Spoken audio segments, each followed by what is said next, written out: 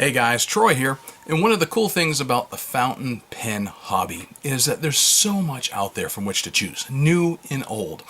And there are people out there who love particular brands, there's people who hate particular brands, and I'm one of those. There's some brands I love, and then there's some brands that I'm like, and there's some brands I like some of their stuff, and not some.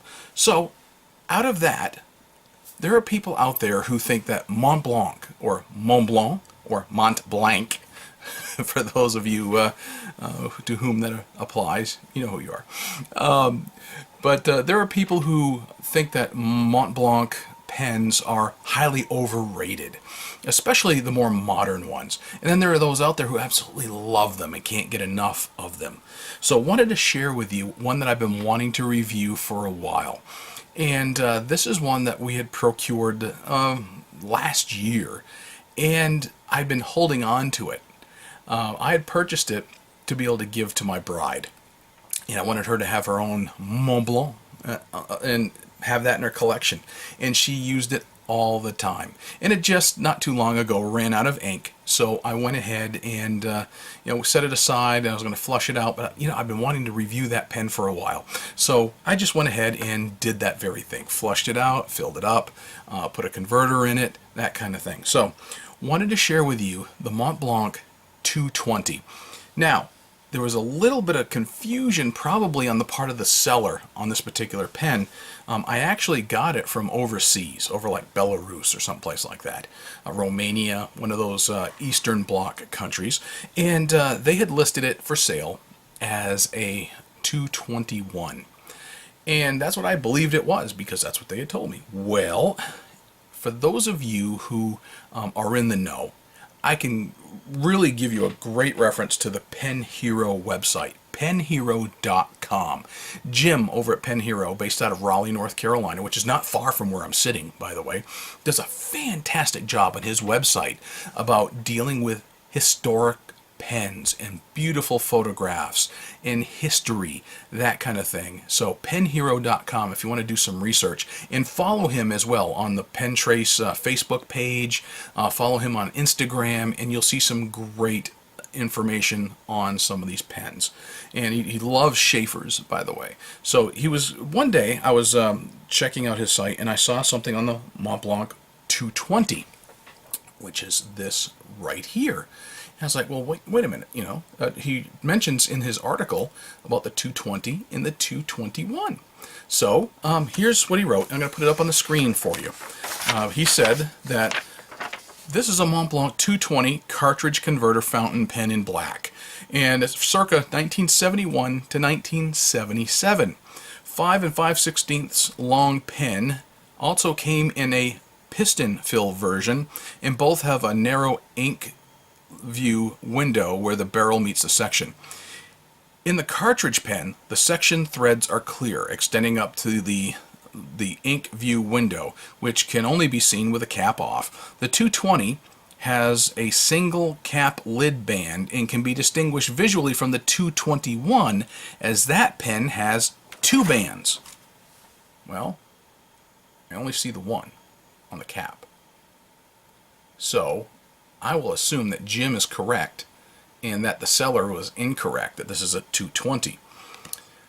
So, the Mont Blanc logo is on the cap top and the barrel end, and Mont Blanc and Germany are stamped on the cap band. It has a 14-karat gold nib stamped 585, though some versions have an 18-karat gold nib stamped 750.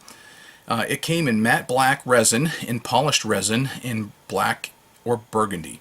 Gold and silver color trim versions with matching color nibs were made, and some pens have matte trim. Some pens have cap tops with black surrounds instead of gold plated, as on this example that he has there.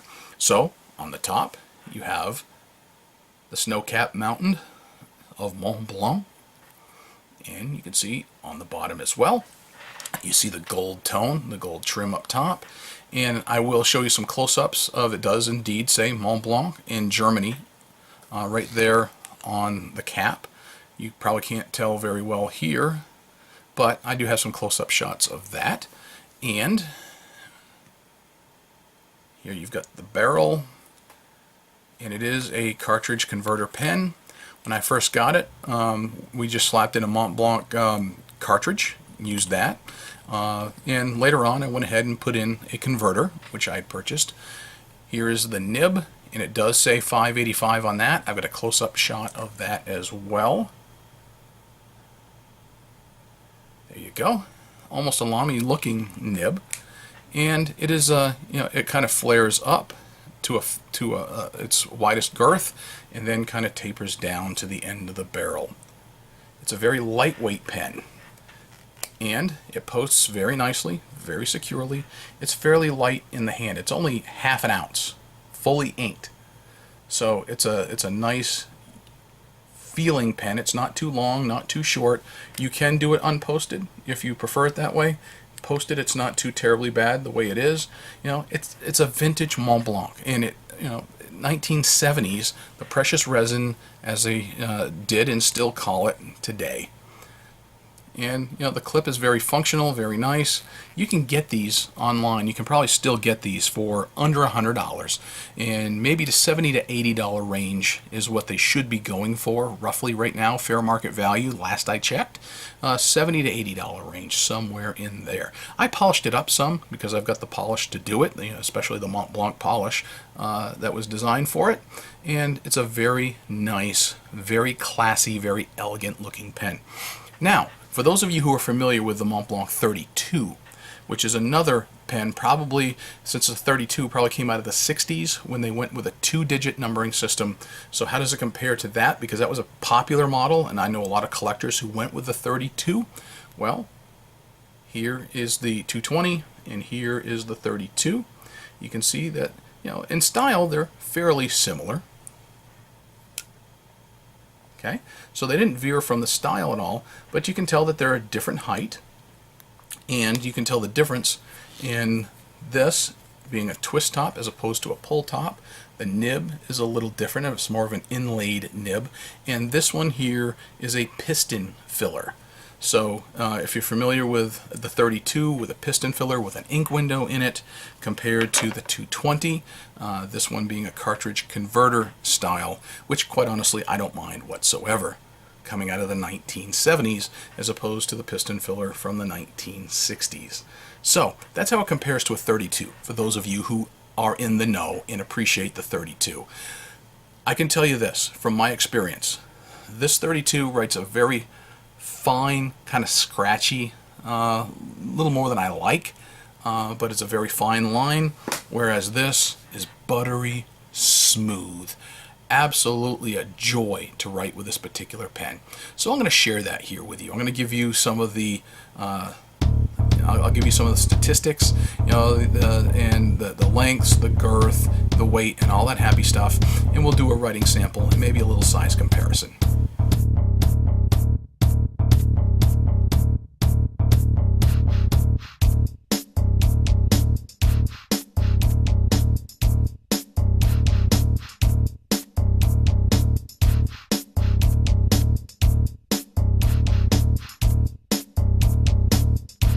Okay, here we are. Let's do a little bit of a size comparison. I already showed you the Mont Blanc 220, and I compared that to the 32 model right there. So there's your size comparison again on that. Just for the same class of pen, let's compare that to the Lamy 99. Let's go look at a Schaefer student pen. Here is an Esterbrook J for comparison. And let's go the ubiquitous Pilot Metropolitan. So those are your various sizes for comparison. Okay, so now let's do some writing with this baby. And I really enjoy this particular pen. It is a snap or a pull cap rather than a twist cap like some of the others. Very easy to hold in the hand. So let's do some nice writing with this thing. So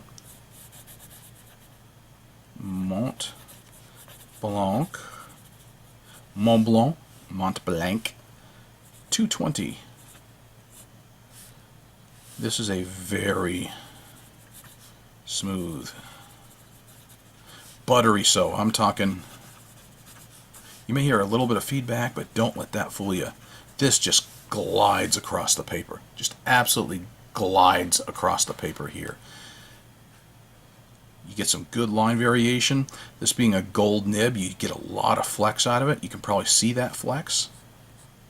Writes great in any direction.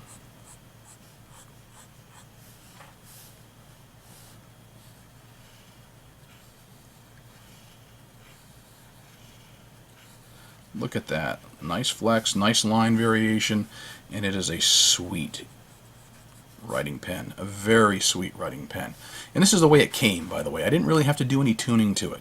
This wrote beautifully, fresh out of the box. Now I had to do some cleaning up because it was a used pen. It was a 1970s pen. Now in this particular pen, I went ahead and I put in some Diamine Onyx Black.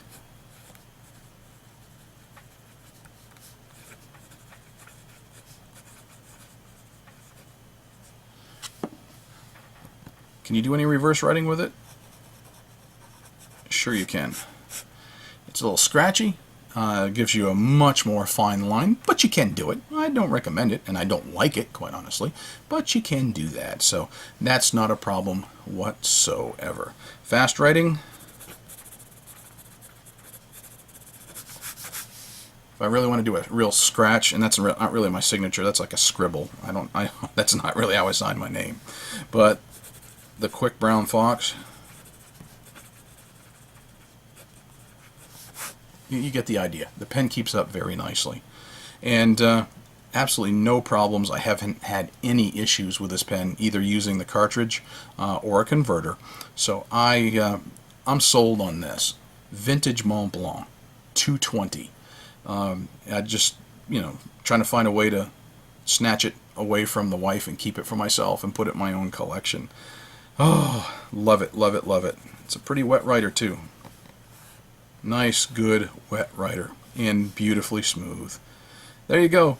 There you go, folks.